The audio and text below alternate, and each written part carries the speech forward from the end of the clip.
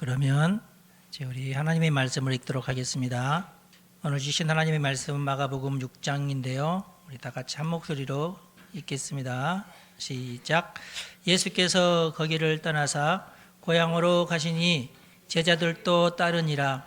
안식일이 되어 회당에서 가르치시니 많은 사람이 듣고 놀라 이르되 이 사람이 어디서 이런 것을 얻었느냐. 이 사람이 받은 지혜와 그 손으로 이루어지는 이런 권능이 어찌 됨이냐. 이 사람이 마리아의 아들 목수가 아니냐. 야고보와 요셉과 유다와 시몬의 형제가 아니냐. 그 누이들이 우리와 함께 여기 있지 아니하냐 하고 예수를 배척한지라. 예수께서 그들에게 이르시되 선지자가 자기 고향과 자기 친척과 자기 집 외에서는 존경을 받지 못함이 없느니라 하시며, 거기서는 아무 권능도 행하실 수 없어 다만 소수의 병자에게 안수하여 고치실 뿐이었고 그들이 믿지 않음을 이상히 여기셨더라. 이에 모든 촌에 두루 다니시며 가르치시더라. 12 제자를 부르사 둘씩 보내시며 더러운 귀신을 제어하는 권능을 주시고 명하시되 여행을 위하여 지팡이 외에는 양식이나 배낭이나 전대의 돈이나 아무것도 가지지 말며 신만 신고 두벌 옷도 입지 말라 하시고, 또 이르시되 어디서든지 누구의 집에 들어가든지 그곳을 떠나기까지 거기 유하라.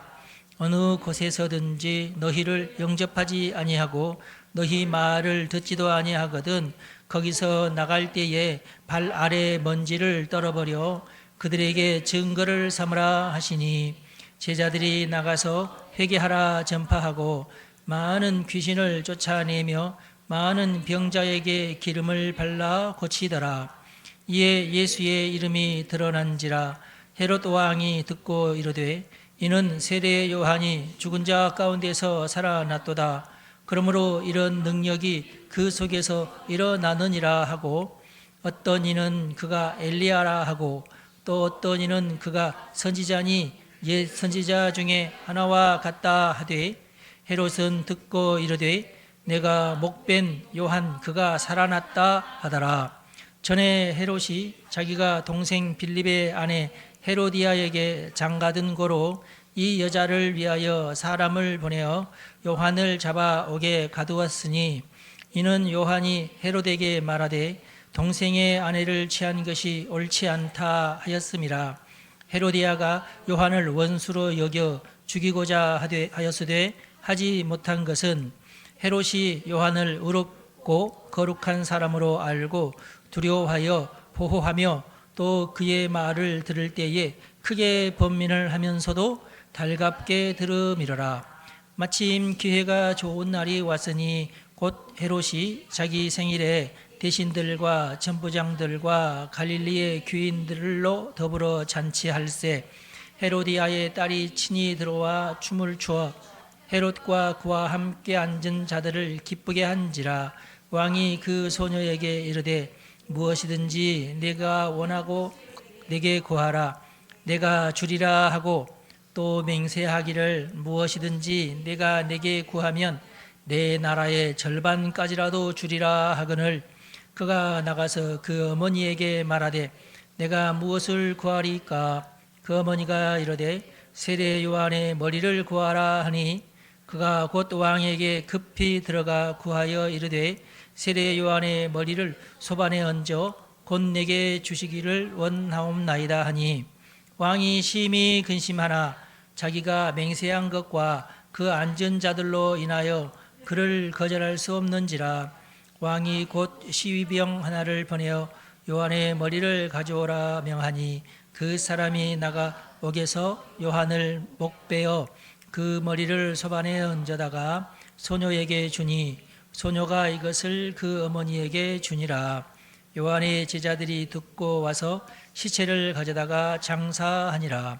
사도들이 예수께 모여 자기들이 행한 것과 가르친 것을 낱낱이 고하니, 이르시되 너희는 따로 한적한 곳에 가서 잠깐 쉬어라 하시니, 이는 오고 가는 사람이 많아 음식 먹을 겨를도 없음이라. 이에 배를 타고 따로 한적한 곳에 갈새 그들이 가는 것을 보고 많은 사람이 그들인 줄 안지라. 모든 고을로부터 도보로 그곳에 달려와 그들보다 먼저 갔더라. 예수께서 나오사 큰 무리를 보시고 그 목자 없는 양 같음으로 인하여 불쌍히 여기사 이에 여러 가지로 가르치시더라. 때가 저물어가매 제자들이 예수께 나와 여짜오되 이곳은 빈 들이요 날도 저물어 가니 무리를 보내어 두루촌과 마을로 가서 무엇을 사 먹게 하옵소서. 대답하여 이르시되 너희가 먹을 것을 주라 하시니 여짜오되 우리가 가서 200데나리온의 떡을 사다 먹이리까. 이르시되 너희에게 떡 몇 개나 있는지 가서 보라 하시니 알아보고 이르되 떡 5개와 물고기 2마리가 있더이다 하거늘 제자들에게 명하사 그 모든 사람으로 떼를 지어 푸른 잔디 위에 앉게 하시니 때로 100명씩 또는 50명씩 앉은지라. 예수께서 떡 5개와 물고기 2마리를 가지사 하늘을 우러러 축사하시고 떡을 떼어 제자들에게 주어 사람들에게 나누어 주게 하시고 또 물고기 2마리도 모든 사람에게 나누심에 다 배불리 먹고 남은 떡 조각과 물고기를 12바구니에 차게 거두었으며 떡을 먹은 남자는 5,000명이었더라. 예수께서 즉시 제자들을 재촉하자 자기가 무리를 보내는 동안에 배 타고 앞서 건너편 벳세다로 가게 하시고 무리를 작별하신 후에 기도하러 산으로 가시니라. 저물매 배는 바다 가운데 있고 예수께서는 홀로 무태에 계시다가 바람이 거스름으로 제자들이 힘겹게 노젓는 것을 보시고 밤 사경쯤에 바다 위로 걸어서 그들에게 오사 지나가려고 하시매 제자들이 그가 바다 위로 걸어오심을 보고 유령인가 하여 소리 지르니 그들이 다 예수를 보고 놀람이라. 이에 예수께서 곧 그들에게 말씀하여 이르시되 안심하라 내니 두려워하지 말라 하시고 배에 올라 그들에게 가시니 바람이 그치는지라. 제자들이 마음에 심히 놀라니 이는 그들이 그 떡 떼시던 일을 깨닫지 못하고 도리어 그 마음이 둔하여 졌음이러라. 건너가 게네사렛 땅에 이르러 대고 배에서 내리니 사람들이 곧 예수신 줄을 알고 그 온 지방으로 달려 돌아다니며 예수께서 어디 계시다는 말을 듣는 대로 병든 자를 침상째로 메고 나오니 아무데나 예수께서 들어가시는 지방이나 도시나 마을에서 병자를 시장에 두고 예수께 그의 옷가에라도 손을 대게 하시기를 간구하니 손을 대는 자는 다 성함을 얻으니라. 아멘. 오늘은 마가복음 6장 말씀을 생각하도록 하겠습니다. 고향으로 가셨어요. 1절에 보니까 나사렛에 가신 예수님, 그런데 제자들과 함께 가셨어요. 그리고 안식일에 회당에 가서 설교하셨습니다. 많은 사람들이 놀랐어요. 예수가 아니냐? 이 사람이 이런 지혜가 있었나? 자, 이 사람이 이렇게 큰 권능을 행하는데 언제부터 그러지? 네, 놀랐어요. 그 가르치심과 권능에 놀랐어요.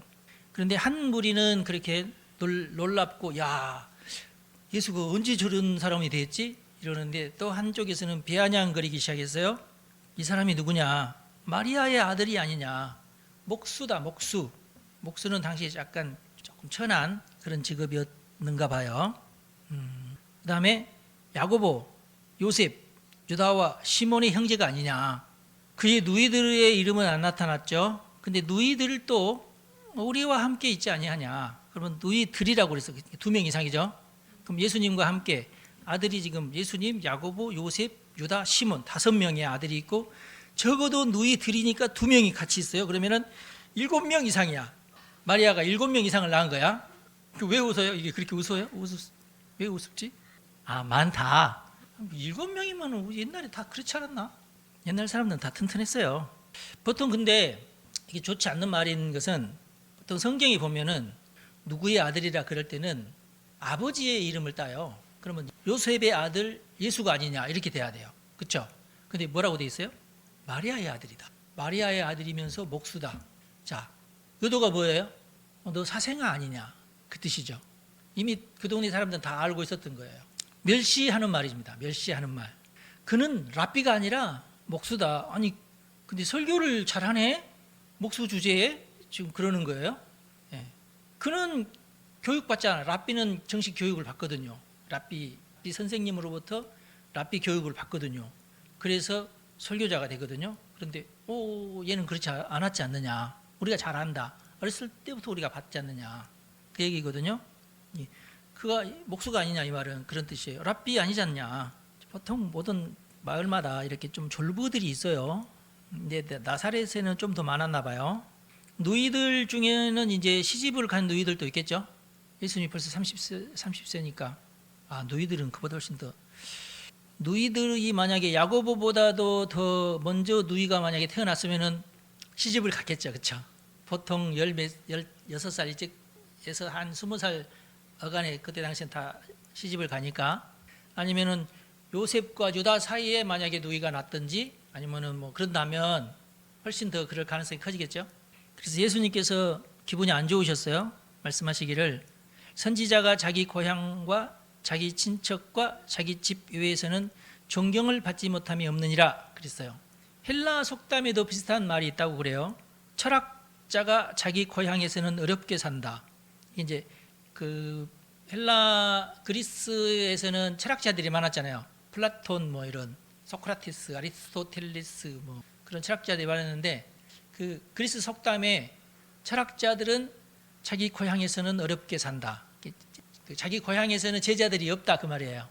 자기 고향에서 이렇게 좀 제자들이 없어서 수업료를 못 받으니까 할 수 없이 아테네로 다 모여가지고 거기서 학원 차리고 가르쳐요. 제일 유명한 철학자가 이제 플라톤 뭐 이런 식으로 돈을 많이 번 사람들, 그러니까 스타 강사들 이제 전환길처럼 당시에도.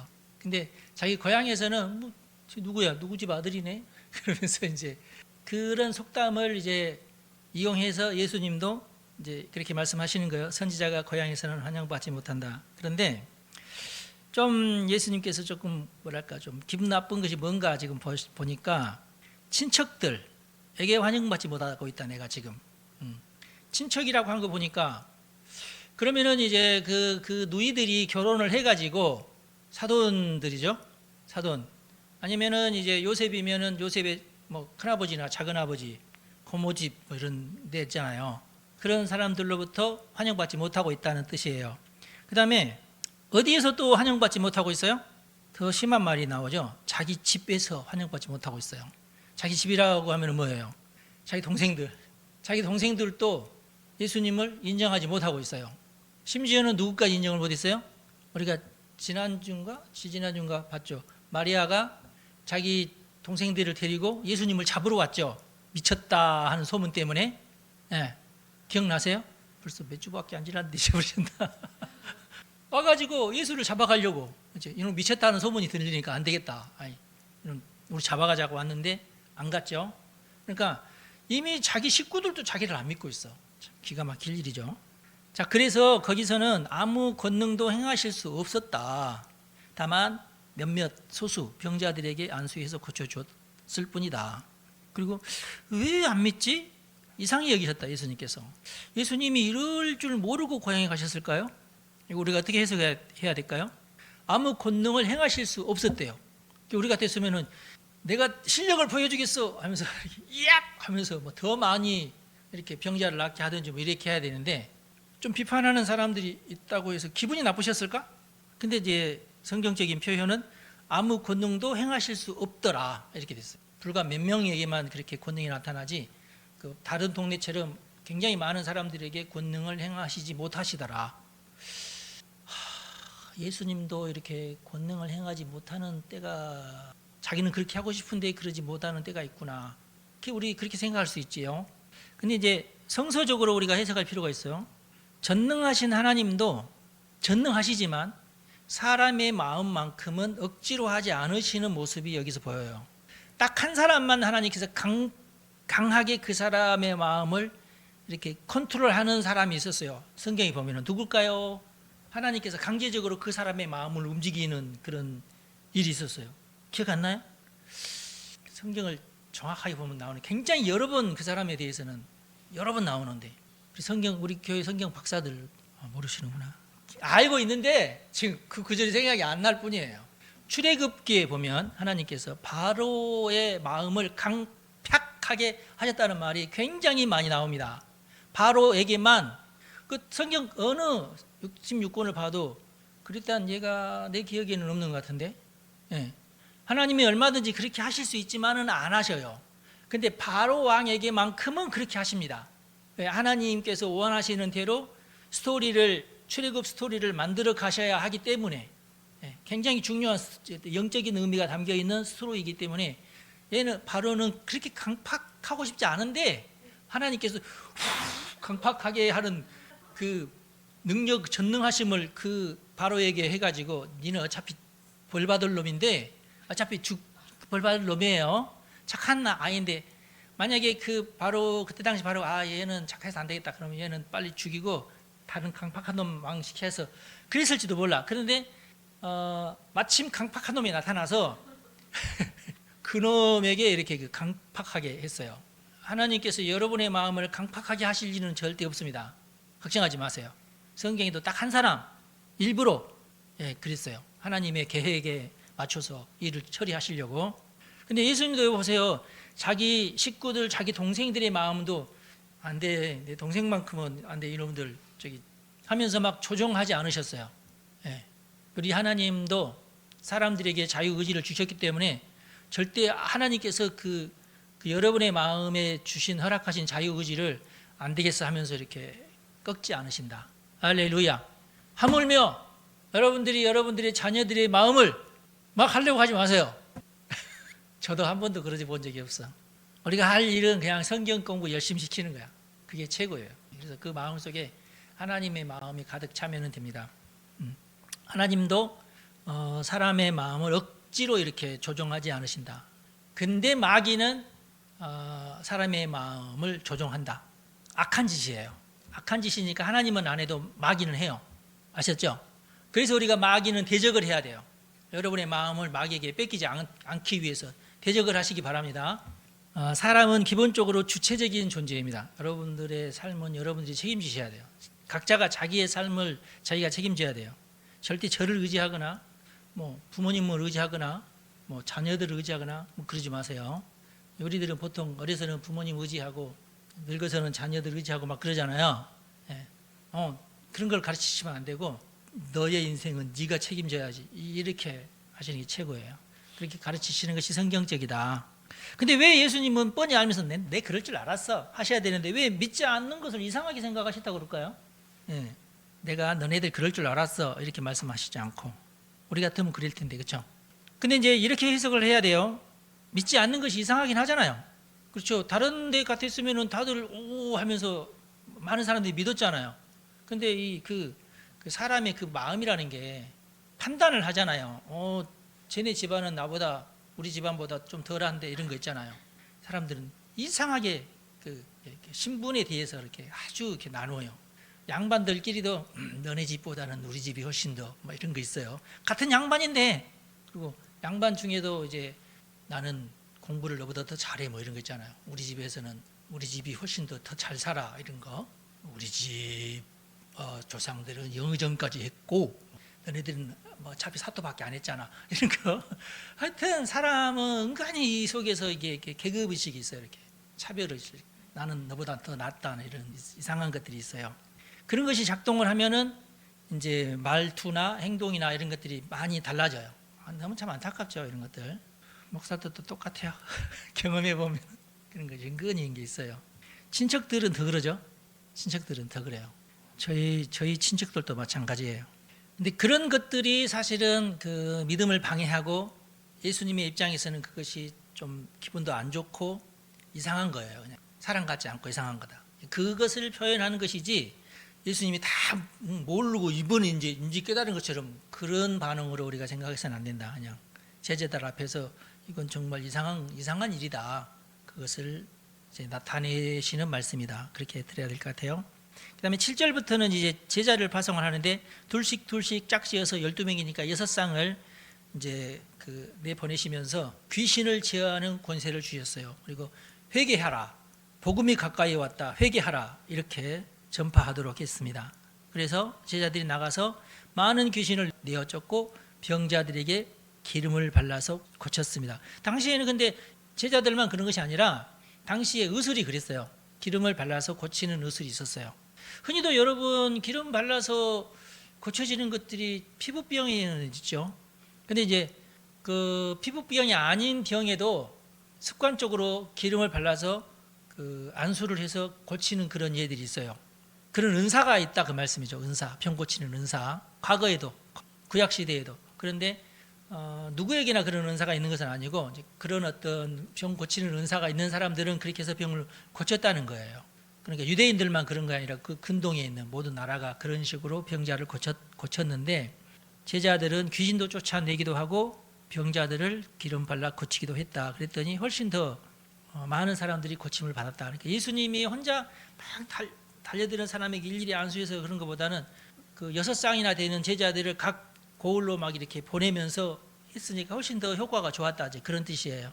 바야흐로 이제 제자들도 어느 정도 훈련이 돼가지고 예수님께서 시키는 대로 하면은 정말 그런 기적이 나타났다. 그렇게 생각하면 될 것 같아요. 그러자 어떤 현상이 일어났느냐? 소문이 이제 더 급속도로 퍼지기 시작했어요. 요즘 같아서야 뭐 미국에서 일어나는 일이 바로 오늘 확인할 수 있거든요. 그렇죠? 저는 요즘에 이제 미국이 어떻게 돌아가는가에 관심이 많아가지고 꼭 미국에서 살면서 미국 소식을 한국말로 전하는 사람들이 꽤 많아요. 제가 지금 구독하는 사람만 해도 벌써 3명이나 됐어요. 한 일주일 사이에. 그러면서 그분들이 이제 뭐라고 이제 자신감 있게 말하냐면 이런 뉴스 한국에 안 나온다. KBS, MBC 이런 데서는 안 나온다. KBS, MBC 이런 데서는 CNN이나 이런 어떤 좌파 방송에서 약간 부정적으로 이렇게 보도하는 것을 그 중에서 한 10분의 1만 따가지고 우리나라에서도 보도를 하잖아요.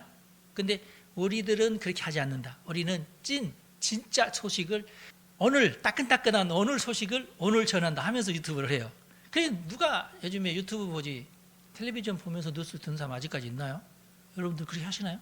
괜찮아요. 나도 가끔 텔레비전 보니까. 근데 보면은 재미가 없어. 왜냐하면 이상한 소리만 하고 그러니까 재미가 없어. 뉴스 나와야지 재밌어요. 뉴스 그 미국 뉴스 들으면 재밌어요. 이제 우리나라하고 좀 비교가 돼요. 아무래도 미국 상황이 내가 볼 때는 한 10년은 미국이 앞서간다. 지금 그런 느낌이 들어요. 지금 미국의 10년 전이 오늘 우리나라 어떤 일어나는 일들이 미국에서 한 10년 전에 일어났던 일들 그런 느낌이 들어요. 그러면서 미국 사람들이 크게 깨닫고 야 이건 아니지. 지금 미국에서 아주 자랑스럽게 얘기하는 것이 뭐냐면은 며칠 전에 트럼프 대통령이 앞으로 트랜스젠더가 다른 성에 가서 경계하는 것은 일체 금한다. 딱 서명을 했거든요. 자기가 남자인데 여자라고 주장하면서 여자 달리기에서 뛰어가지고 1등 한 남자가 있잖아요. 남자들끼리 뛰었을 때는 400등 했던 놈이 여자들한테 나도 여자다 하면서 뛰어가지고 지가 1등 해먹었으니까 여자들이 다 신경이 나가지고 그러는데 뒤에 여자들이 바글바글한 태움소가 앞에서 내가 여기에 서명한다고 딱 하니까 여자들이 와이 그런 뉴스 공영방송에서 하던가요? 그런 뉴스? 안 하잖아. 근데 그 뉴스는 너무 재밌어가지고 이런 사람, 이 사람도 이 말 전하고 저 사람도 이 말 전하고 그러더라고요. 재밌어요. 우리나라는 조금 미국을 좀 따라가는 그런 느낌이 있어요. 그러면서 이제 이 이야기가 헤로드 왕에게도 전해집니다. 헤로드 왕도 이 얘기를 듣고 헤로드 왕이 이제 정신병에 이제 들었어요. 세례 요한이 살아났구나. 이건 세례 요한이 부활해가지고 이제 저놈이 좀 나한테 올 거야. 이제 이런 모습이 이제 그러면서 이 헤롯이 왜 이렇게 정신적인 어떤 이런 어떤 그 과민 반응을 보이는 이유에 대해서 이제 그 뒤에 이제 얘기가 있어요. 내가 목벤 요한 그가 살아났다. 어떡하지? 이놈이 나를 잡으러 오면 어떡하지? 그러면서 전에 이런 일이 있었다. 그래서 자기 동생이 아니라 이게 이제 형인데 그 영어에도 브라더 하면이 형도 되고 동생도 되잖아요. 헤롯 안티파터는 사실 에돔 사람이에요. 에돔, 이스라엘 옆에 그러니까 그 에서의 후손들이 사는 그 후손들이 사는 나라의 왕인데, 이때 당시 헤롯 안티파터 2세 시대에는 이스라엘이 마카비 반란으로 인해서 제사장들이 왕이 되던 그런 기간이 있었어요. 근데 이 제사장 중에 이 헤롯 안티파터를 점령을 해가지고 그 에돔 지역을 이제 유다의 뭐랄까 합병시킨 그런 역사가 있었어요. 그래서 헤롯 안티파터의 그 아들들이 결국은 이제 그 각 지방의 총독이나 이런 식으로 사실은 이제 파견이 됩니다. 이 헤롯 안티파터가 사실은 또 로마에 누구랑 친하냐면 로마에 제일 그때 당시 그 카이사 하면은 유명하죠. 카이사르. 어떤 전투에서 막 몰려 있을 때에 이 헤롯 안티파터가 3,000명의 군사를 데리고 와서 구해줍니다. 그러면서 그 로마의 그 가이사르하고 친해져요. 그것을 이제 계기로 삼아서 이 헤롯 가문이 이제 로마하고 친하게 되는데, 그래서 헤롯 대왕이라고 하는 둘째 아들이 그 로마에 가서 왕위를 얻어와요. 왕권을 얻어와요. 헤롯 대왕은 당시 또 누구랑 또 결혼을 하냐면, 당시에 그 원래 있던 그 제사장 가문 하스몬가라고 그러는데 이스라엘의 제사장의 딸과 결혼을 해요. 근데 이제 유대인들은 이 헤롯을 싫어하는 것이 왜냐하면 그 본뿌리는 어디에 에돔이니까 이방인이 우리 왕이 됐네 하면서 조금 싫어해요. 그래서 이제 헤롯은 그런 것을 불식시키기 위해서 일부러 제사장의 딸과 또 결혼을 한 거예요. 예, 그렇게 해서 헤롯 왕이 됐는데, 이 헤롯 대왕이 이제 늙음하게 죽을 때쯤 되어서 예수님이 태어났을 때에 베들레헴의 아이들을 죽인 대왕이 바로 이 헤롯이지요. 그렇죠? 예. 그리고 그 땅을 유대와 그 에돔과 갈릴리 지역에 있는 그 영토 중에서 그것을 세 개로 나눠서, 아들들도 많은데 세 아들에게 이것을 나눠줍니다. 아켈라오, 헤롯 안티파, 빌립 2세, 이렇게 이해가 되시죠? 그런데 오늘 이 마가복음에 나오는 이 헤롯은 누구냐면은 헤롯 안티파입니다.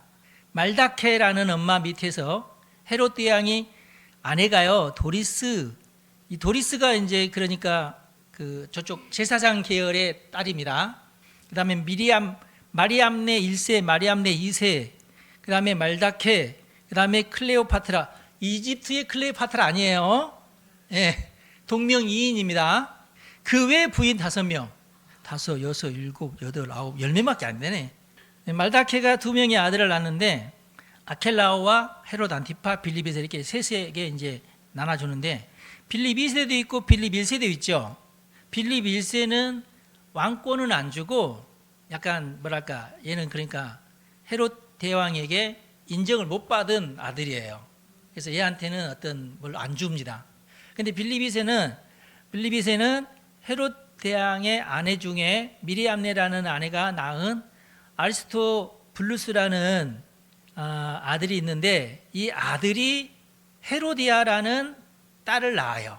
이 헤로디아가 사실은 빌립 1세하고 결혼을 합니다. 맨 먼저.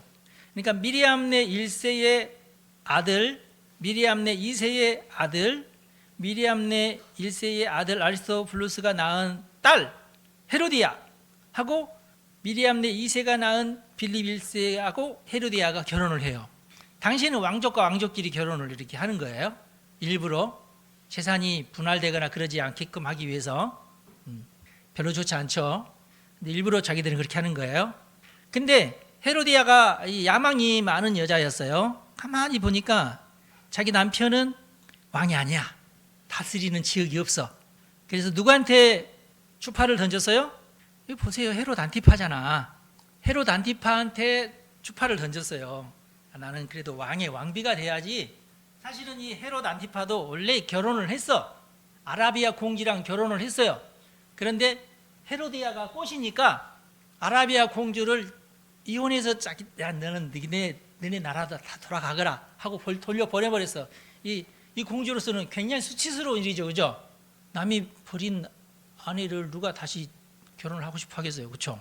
이 공주는 이거 완전히 그냥 어쩌다 내가 이 시대에 태어나가지고 이 수모를 당하나 하고 가서 아버지한테 아버지 이 나쁜 새끼가 일러 바쳤어. 내가 저기 이 자식이 그러면서 이 아라비아 왕이 헤롯 안티파를 쳐들어옵니다. 나중에 일이 그리 돼요. 근데 이 헤로디아는 하여튼 자기 첫 번째 남편을 바로 차버리고 헤롯 안티파한테 가서 이렇게 이쁘긴 이뻤나 봐요. 하여튼 그렇게 해가지고 둘이 결혼해 버렸네. 딸이 하나 있었어. 그 딸 이름이 살로메입니다. 이 살로메는 나중에 헤롯 왕의 아내 클레오파트라가 낳은 빌리비세하고 결혼을 하게 돼요. 복잡하죠? 나도 못 이겼어. 하여튼 왜 이렇게 복잡한지. 헤롯 안티파스는 세례 요한 때문에, 세례 요한을 누가 제일 싫어했겠어요? 그러니까 헤로디아가 제일 싫어했겠죠. 사랑하는 헤로디아하고 나는 살아야 돼, 이렇게 된 거예요. 안타깝습니다. 하여튼 이 모든 것은 헤로디아라는 정치적 양망이 가득한 여인 때문에 생긴 일입니다. 그래서 세례 요한이 이것을 막 비판하니까 헤로디아가 여보시오, 당신은 왕이 돼가지고 당신 나를 저렇게 비판하는 저 헤롯을 가만 놔두냐고, 당장 가두지 않고 뭘 하냐고. 그래서 야 빨리 요한을 데려갔다가 가둬라. 가뒀어요. 근데 이 헤로디아는 그것에서 이제 그치지 않고 저놈은 내가 죽여버려야 되겠다. 당시에는 유튜브도 없고 방송국도 없고 그러기 때문에 이 사실을 뭐 이렇게 잘 전해지지 않죠. 그래서 빨리 저놈은 없애버려야 된다는 생각을 헤로디아는 하고 있었는데, 헤롯 안티파가 어느 날 자기 생일을 맞이해서 고관 대작을 다 모으고 이제 향연을 하는데, 그때 또 헤로디아가 또 악한 꾀를 씁니다. 자기 딸 살로메를 평상시에 춤을 가르쳤나 봐요. 예, 춤을 가르쳐가지고 너는 지금 굉장히 야리따우니까 네가 나가서 왕 앞에서 춤을 춰라. 춤을 막 췄어요. 그러니까 왕이 너무 기분이 좋아가지고 좀 헤롯 안티파 좀 덜 떨어지는 것 같아요. 하여튼 내가 너에게 나라의 절반이라도 주겠다는 말은 보통 이제 기분이 막 술 취해서 높아진 왕들이 당시 흔히 하던 말들이에요. 근데 이제 왕이시여 그러면 저한테 절반을 주십시오. 그럼 그 자리에서 바로 이제 목이 댕강 날아가는 그런 용어입니다. 그러니까 아무도 저 말을 믿지는 않아요. 그냥 기분에 내가 나라의 절반이라도 줄 테니까 줄까? 그럴 때 다른 걸 달라고 해야지. 그때 아유 감사합니다. 근데 이럴 줄 알고 나도 큰맘 먹고 왔다고 그러면서 여봐라 당장 목을 쳐라. 그렇게 하면 안 돼요. 여러분. 예, 훌륭하신 분이 여러분들 마음에 들어가지고 뭐 준다고 하면은 함부로 받지 마십시오. 안 줍니다. 사람은 그래요. 그냥 자기의 기분이 좀 높아졌다, 자기가 조금 의시되고 싶다 해서 하는 말이에요. 아셨죠? 절대로 침 흘리면 안 됩니다. 안 돼요. 그래서 헤로디아에게 가가지고 엄마 드디어 내가 어떻게 꼬셨어, 어떻게 할까요? 가서 세례 요한의 목을 지금 당장 가지고 오라고 해라. 그렇게 해가지고 세례 요한이 죽었어요. 이런 아주 악한 마음이 없으면 사실 왕의 차가 되지도 못하고 그러는 시대였나 봐요. 결국 헤롯 안티파는 첫 번째 아내 아라비아 공주한테 미움을 받아가지고 아버지 저 나쁜 새끼 가만 놔두면 안 됩니다. 그래서 그 아버지가 군사를 몰고 쳐들어와요.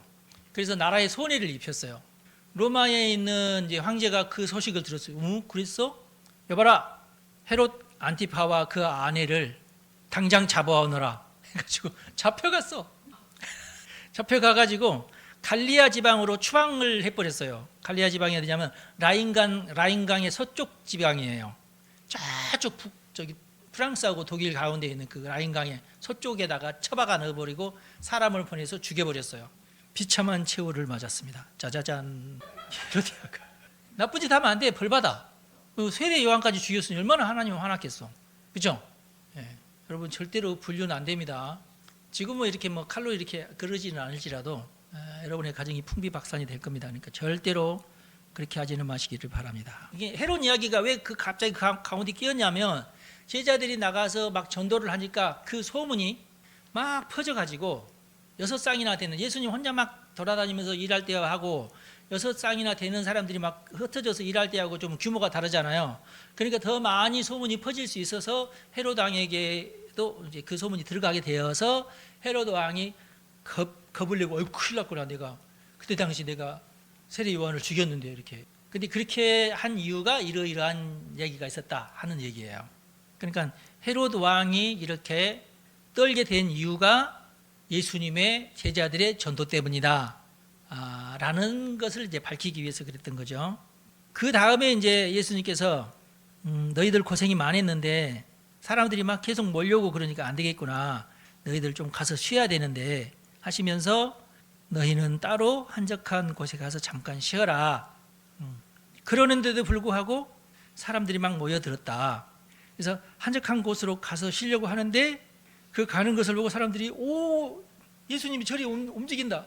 가서 쉬러 가는데 그래도 막 이렇게 하는 바람에 근데 예수님이 너무 마음이 아팠어요. 이 큰 무리가 목자 없는 양처럼 이렇게 막 얼마나 그 험악한 삶을 지금 보내고 있습니까? 불쌍히 여기서 여러 가지로 가르쳐 주셨다. 무슨 말씀으로 하셨을까요? 오늘 우리가 배운 잠언 말씀을 하셨겠죠. 이렇게 살아라, 이렇게 지혜롭게 살아라, 이렇게 여러 가지로 가르치셨다. 그러니까 저는 솔직히 지금 이 34절에 있는 말씀을 배우고 싶은 게 아니라 이에 여러 가지로 가르치시더라. 도대체 뭘 가르치셨을까? 이게 나는 궁금해. 이게 성경에 안 기록되어 있어요. 안타깝게. 요한도 비슷한 말을 해서 요한복음 맨 마지막 장에 예수님께서 하신 말씀을 책으로 다 만들려면은 하늘을 두루마리 삼고 쓸지라도 바다를 먹물 삼아서 쓸지라도 바닷물이 부족했을 것이다 할 정도로 예수님께서 하신 설교 말씀이 많다 그 말이에요. 조금 양피지가 비싸더라도 좀 어떻게 좀 구해가지고 다 일일이 기록을 해야 되잖아. 안 했어요. 당시에 뭐 유튜브도 없고 뭐 녹음기도 없고 그러는 바람에 안타까워요. 성경책이 훨씬 더 풍요로울 수 있었는데 여러분들도 안타깝죠? 그래서 여러분 잘 살아가지고 천국까지 가야 됩니다. 예수님 그때 뭐라고 설교하셨습니까? 궁금해서 내가 그거 물어보려고 내가 천국 오려고 내가 그렇게 애를 썼다고. 아셨죠? 아니 솔직히 저는 그 마음이 있다니까. 궁금합니까? 좋습니다. 그러면서 이제 오병이어 기적으로 넘어가는 겁니다. 그러니까 사실은 여기에 사실은 한 두세 장 정도 막 더 넣어가지고 예수님께서 이때 큰 무리들이 이러이러한 말씀을 가르치셨다 이거 해야 되거든요. 마태는 산상보훈이라고 산에 올라가서 한 것이고 여기는 지금 들녘이거든요. 그러면 산상보훈이 아니라 들녘보훈이 또 있어야 되거든요. 이게 빠져 있다고 이게 안타까워. 진짜. 그렇게 하고 이제 오병이어 기적에 대한 얘기를 하는 겁니다. 보리떡 5개, 물고기 2마리. 보리떡 5개와 물고기 2마리로 많은 사람들을 먹였다는 것이 이제 물리적으로는 그 해석이 안 되죠. 근데 저는 믿어요. 이거 뭐 그렇게 큰 기적도 아니다. 예수님은 간단하게 일으키시는 기적일 수 있다. 아니 죽은 사람도 살리는데 뭐 이걸 제가 막 이렇게 오병이어의 기적을 여러분들한테 설명할 필요는 없죠. 다 아시는 얘기니까. 그 뒤로 예수께서 제자들을 재촉하셨어요. 너네들 빨리 배 타라. 배 타서 베세다로 가라. 얼른 가. 빨리 가. 지금 시간 없어. 빨리 가라. 재촉해서 보내셨어요. 그리고 자 이제 무리들을 내가 보낼게. 야, 전부 빨리 일어나서 지금 해 떨어지면 안 돼. 빨리 가야 돼. 밥 먹었잖아. 빨리 가라고 몇 천 명이나 되는 사람을 다 보내셨어요. 안 그러셔도 되는데 예수님께서 참 성실하게 일을 하신다. 제자들이 원래는 해야 될 일을 제자들 너네들 너무 지금 지치고 그러니까 너네들을 빨리 가고 내가 이 사람들 다 보낼 테니까 다 보내고 후다닥 빨리 가라니까 안 가니까 막 재촉해가지고 빨리 가라니까 가게끔 한 다음에 예수님의 목적이 뭐예요? 46절에 나오죠. 기도하러 산으로 가시니라 그랬어요. 그러니까 예수님의 지금 그 관심은 어디 있어요? 기도하러 산에 가는 거예요. 예수님은 산에 가서 기도하는 게 싫은 거야. 예수님은 그 옆에 누가 있으면 안 돼. 귀찮아. 제자들이 있으면 안 돼. 신경 쓰여. 그냥 제자들과 같이 기도한 적도 있는데 제자들과 같이 기도하다 보면은 신경 쓰이고 촤 예수님 기도하는데 제자들은 야 기도하라니까 기도해 알았지? 또 가서 주여 기도하는데 또 기도하라니까 지금 이게 얼마나 이게 기도의 방해가 돼, 그렇죠? 예수님이 이런 거 싫어하셔. 그래서 제자들을 후닥닥 빨리 보내는 이유가 거기 있었던 거예요. 예수님이 무슨 뭐 바다 위를 걷는 또 쇼를 제자들한테 보여주기 위해서 그런 게 아니야. 예수님의 목적은 그냥 기도하러 가시는 거예요. 이제 예수님이 정말 좋아하시는 것은 뭐다? 여기에서 보면은 군중들을 막 가르치시고 제자들은 시계를 보면서 벌써 5시인데 벌써 몇 시간째야? 기다려야지 조금 주여. 그랬는데 예수님께서 30분 막 더 하는 거예요. 5시 반이 됐어. 곧 해 떨어지는데. 예수님. 왜? 지금 곧 해가 떨어지는데요. 이 사람들 다 보내야 되지 않습니까? 옆에서 점심 저녁 때인데 지금 어떡하면 먹을 것도 없는데. 그래서 예수님이 살 수 없이 오병이의 기적을 해보셨던 거는 이해가 되시죠? 이것이. 예수님께서 지금 집중하시는 것은 어떻게든지 한마디라도 더 전국 복음을 얘기하고 설명을 해주고, 그리고 본인은 또 후다닥 달려가가지고 산속 깊은 곳에 가셔서 하나님과 기도하려고 하는 것이 예수님의 하고 싶은 거예요. 이 본문이 그렇습니다 지금. 근데 그날 하필 바람이 불었어. 제자들이 힘겹게 노젓는 것을 보시고 짠해. 예수님은 새벽 한 6시쯤 이제 산에서 내려오셔가지고 제자들은 가가지고 이제 자고 있겠지 하고 이제 가려고 했는데, 가만히 위에서 보니까 저놈들이 아직까지 바다에 있는 거야. 못 가고 지금쯤 도착했어야 될 시간인데 계속 너만 죽고 있는 거야. 그 예수님도 마음이 약해. 그거를 보고 있자니 마음이 약해. 할 수 없이 내려가시잖아. 더 있고 싶은데 제자들은 유령이다 그러는데 놀라지 마라. 나니까 두려워하지 말라. 배에 오르니까 바람이 그치더라. 근데 제자들은 오병이의 기적을 경험하고 그랬음에도 불구하고 이 모든 것들이 뭐라 할까 잘 깨닫지 못하고 예수님의 그 전능하심, 그 예수님의 하나님 되심을 잘 깨닫지 못하고 그러더라 하는 얘기가 이제 여기 나오는 거죠. 52절, 53절에. 이 이야기는 아마도 이제 베드로가 이제 마가한테 이런 얘기를 하면서 베드로가 이제 우리는 그때 정말 철없이 예수님의 마음도 모르고 우리가 이랬다 하는 느낌이 이 52절 말씀에 들어 있는 거예요. 그러니까 마가가 베드로한테 얘기를 들으면서 우리가 철없이 그때 그랬다 하는 내용이죠. 신앙생활 하다 보면 우리도 그럴 수 있어요. 그때 내가 왜 그랬을까? 지금 생각하면 그래요. 어느 순간 뭘 하든지 간에 여러분 겸손하게 하나님께 무릎을 꿇고 하나님 도와달라고 하고, 무슨 일을 여러분이 하더라도 겸손하게 막 까불까불 이렇게 하지 말고 겸손하게 성실하게 하시면서 승리하시기를 간절히 바랍니다. 우리 기도하겠습니다. 사랑이 많으신 하나님, 하나님의 말씀을 공부하게 하시니 참으로 감사합니다. 전능하신 하나님, 우리를 진리로 인도해 주옵소서. 우리 성도들을 축복합니다. 부디 성경의 아름다운 말씀, 복음의 말씀, 진리의 말씀, 지혜의 말씀을 순간순간 익히고 또 외우고 또 우리의 삶 가운데 적용을 하면서 예수님의 원래 바라시는 것이 무엇인지, 나에게 예수님께서 무엇을 바라고 계시는지 잘 깨닫고 예수님에게 순종하고 하나님께 칭찬받는 우리 성도 다 될 수 있도록 은총을 베풀어 주옵소서. 우리 주 예수님의 이름으로 기도합니다. 아멘.